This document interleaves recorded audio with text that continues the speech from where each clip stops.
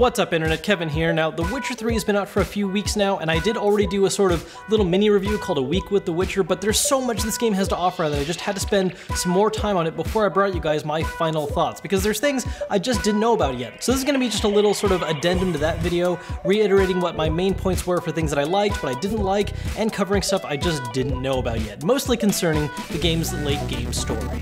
So back when I did the Week with Witcher 3 video, I said that I thought I was about 2/3 of the way through the plot, which nope, I was really only about halfway through, and even a little less than that, which is absolutely fantastic because it's just even larger than I originally thought. You know, CD Projekt Red put this game at being as long as possibly 200 hours, which is totally possible if you're a hardcore completionist. The main story can be tackled alone with just a few major side quests totaling only about 50 hours, but there's so much more to do that if you prefer taking your time, there are tons of options, like doing Witcher contracts to kill monsters or treasure hunts for better gear.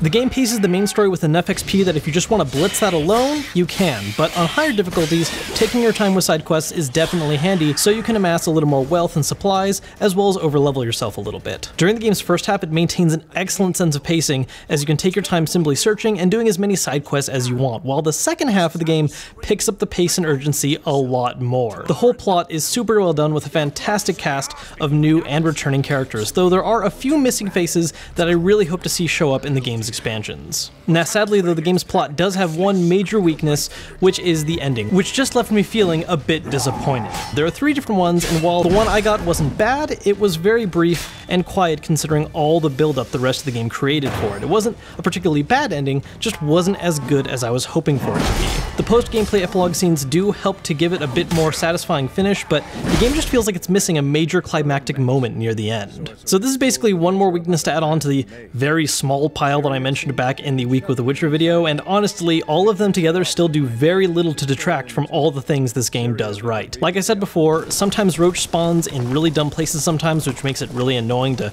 get to your horse. I wish the game gave you a little more freedom with what you could put into your quick item slots, because you're limited to only using bombs or pocket items, which to me would make a lot more sense if you could do things like, say, put additional potions, or 3 bombs if you want to have multiple ones, or no bombs if you want to make room for other items. It just seems silly to give you the restrictions the game currently has. Speaking of which, by far the game's silliest downside is the falling damage, which is absolutely ridiculous. You can fall off of something that's maybe 10 feet high and take a little damage, but if you fall off something that's about 15 feet high, you'll instantly die, which can just get really annoying. It's almost as if Geralt's legs are made out of really thin glass or something. Last up, my only other small complaint is the fact that I wish the game's main card minigame Gwent was just a bit better, because they put a lot of effort into integrating it into the rest of the game. I mean, there's whole side quests wrapped around either challenging major players to games of Gwent, collecting rare cards, and there's even parts in the main plot where, while you're waiting for something like an ambush, you can play Gwent with other characters to pass the time. It's such a central part of the game, but to me it's just not very interesting, and I ended up skipping it more often than actually playing.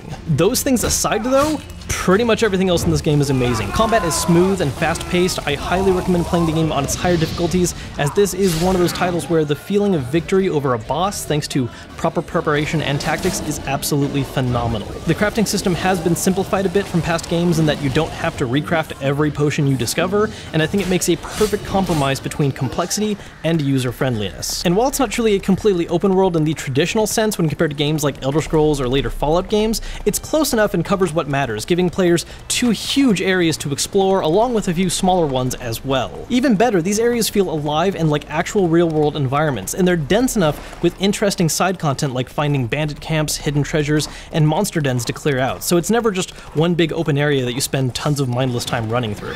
Like I said before, while the ending does fall a bit flat, it's not bad, and every other piece of the story is handled really well. The choices in the game vary between morally difficult or fairly clean-cut, with a mix of some rewarding you just as you might think, and others coming to bite you in the ass later, which is perfect for those you interested in doing multiple playthroughs. To be perfectly honest, this is my favorite new game I've played so far in 2015, with just a couple others coming close. I can't possibly recommend this game enough, especially when you consider that for 60 bucks right now, you can easily get well over 100 hours of gameplay without any paid-for content, which just puts a lot of other current games to shame.